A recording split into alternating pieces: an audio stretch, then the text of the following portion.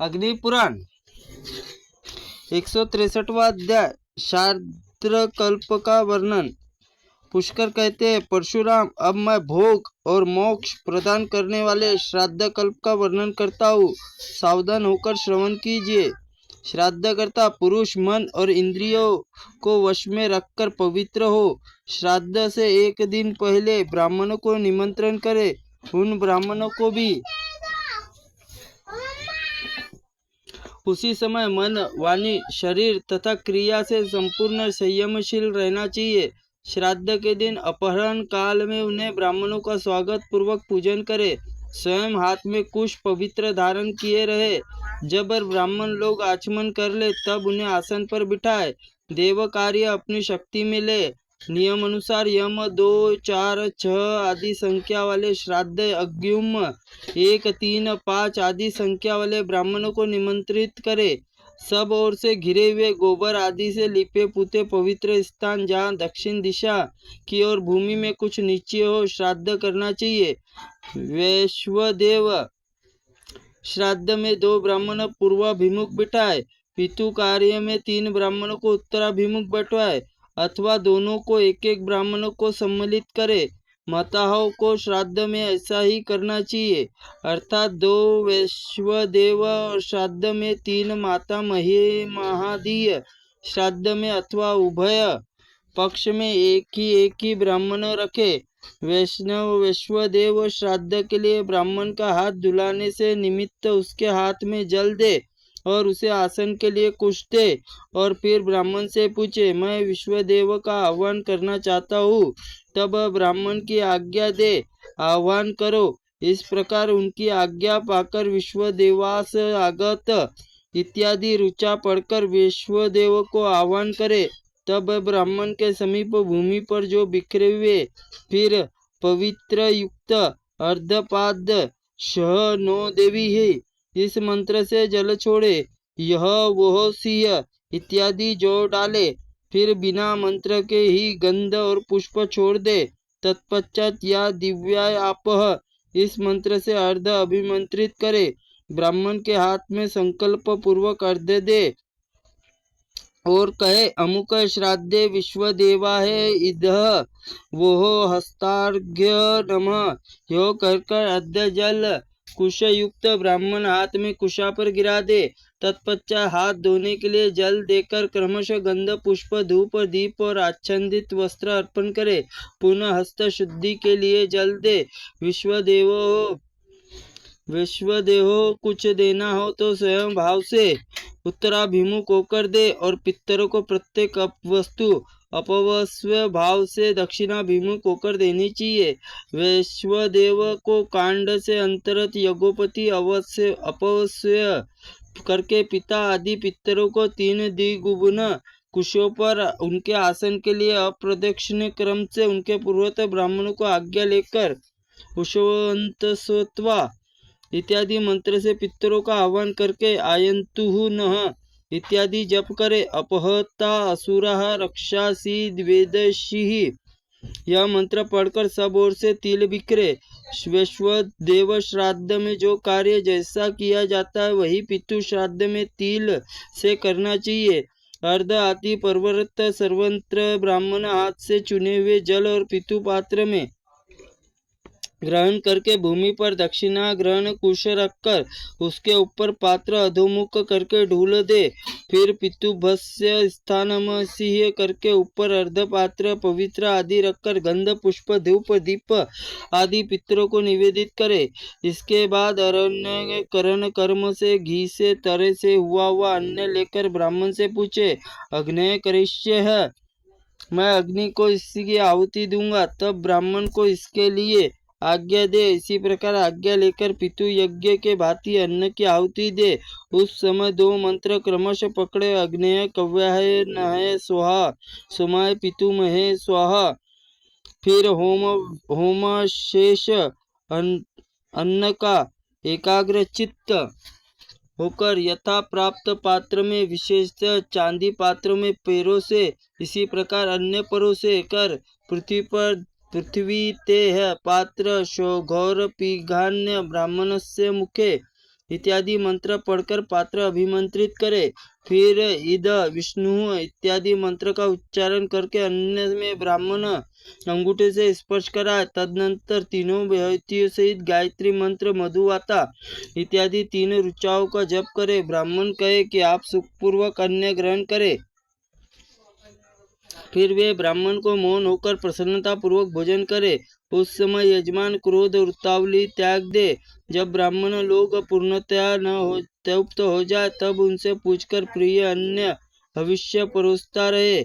उस समय पूर्वोक्त मंत्रों से पावमानी आदि ऋचाओं का जप और पाठ करते रहना चाहिए। तत्पश्चात अन्न लेकर ब्राह्मणों से पूछे, क्या आप पूर्ण संतुष्ट है और तृप्त है? ब्राह्मण कहे, हाँ, हम तृप्त हो गए। यजमान फिर पूछे, शेष अन्न क्या किया जाए? ब्राह्मण कहे, इष्टजनों के साथ भोजन करो। तब आज्ञा बहुत अच्छा कहकर स्वीकार करे। फिर हाथ में लिए हुए अन्न ब्राह्मणों के आगे जूठन से काशी दक्षिणा कुश पर भूमि पर रखकर कुशों पर तिल जल छोड़कर रख दे। उस समय अग्नि दग्ध्याच यह इत्यादि मंत्र पाठ करे। फिर ब्राह्मणों के हाथ में कुल्ला करने के लिए एक बार जल दे। फिर पिंड तैयार रखे। फिर किया हुआ सारा अन्न लेकर दक्षिणाभिमुख होकर पितृकल्पों से अनुसार तिल सहित पिंड दान करे। फिर मातामह आदि के लिए पिंड दे। फिर ब्राह्मण आमचन नार्थ जल। तदनंतर ब्राह्मण सत्वित वाचन कराए। फिर हाथ में जल दे। उसे प्रार्थना पूर्वक कहे, आप लोग अवश्य कहेंगे। फिर अक्षयम अस्तु बोले। इसके बाद यथाशक्ति दक्षिणा लेकर अब मैं सदा वाचन कराऊंगा।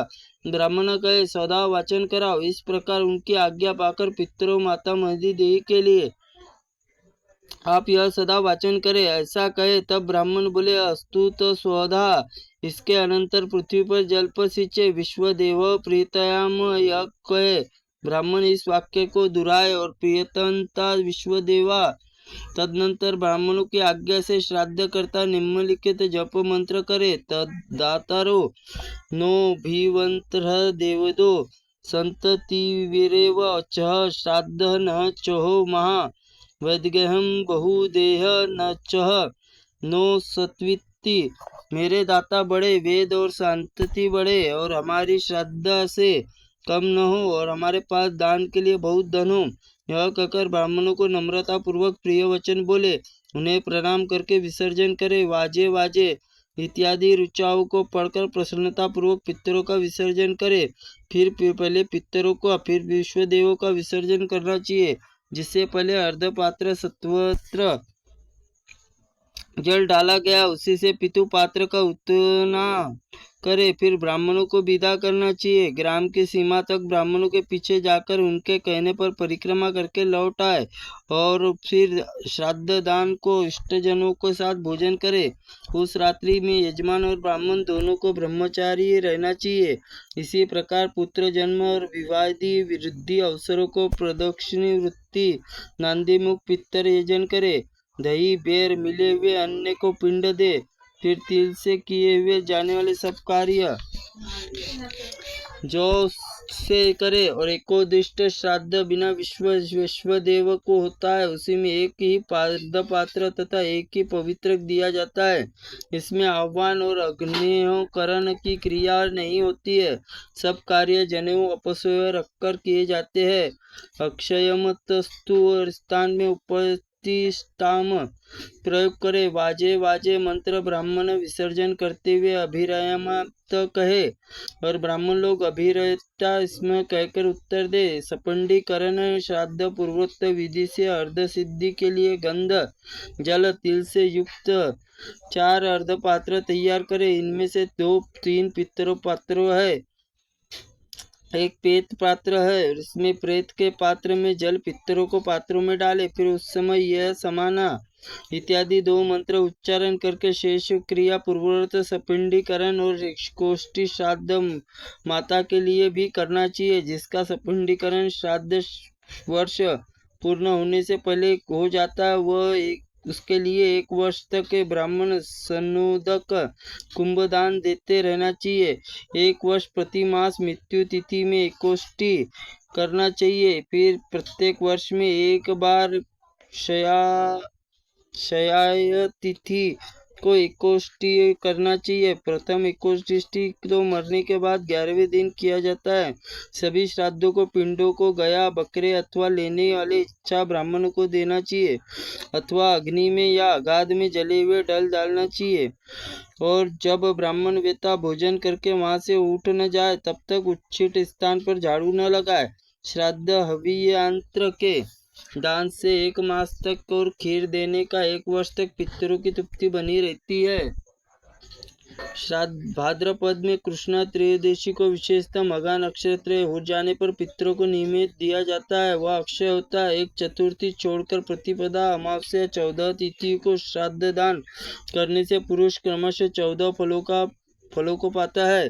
रूपशील युक्त कन्या, बुद्धिमान तथा रूपवान दामान, पशु श्रेष्ठ, पुत्र धूत, विजय, खेती लाभ, व्यापार लाभ, 2 खुर और 1 खुर वाले पशु और ब्रह्म तेज संपन्न पुत्र, स्वर्ण, रजत, कुष्य, त्रुप, सीसा आदि जातियों के श्रेष्ठा संपूर्ण मनोरथ जो लोग शस्त्र द्वारा मारे गए उन्हें उस चतुर्थी तिथि को श्राद्ध किया जाता है। स्वर्ग, संतान, औज, शौर्य, क्षेत्र, बल, पुत्र, श्रेष्ठता, सौभाग्य, प्रधानता, शुभ प्रवृत्त, चक्रता, अपरहीनता, शासन, वाणिज्य आदि, निरोगता, यश, शोकहीनता, परम गति, धन, विद्या, चिकित्सा, सफलता, कुपस्य, त्रिपसीसा आदि, गौ, बकरी, भेड़, अश्व, आयु, इन 27 प्रकार के काम्य पदार्थ वही क्रमशः पाता है।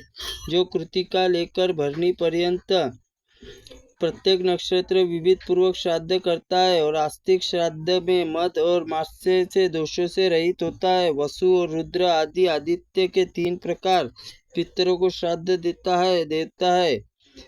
है। वे श्राद्ध संतुष्ट हो जाने पर मनुष्य पितरों को तृप्त करते हैं। जब पितर तृप्त होते हैं तो मनुष्य की आयु, प्रजा, धन, विद्या, स्वर्ग, मोक्ष, सुख, राज्य प्रदान करते हैं।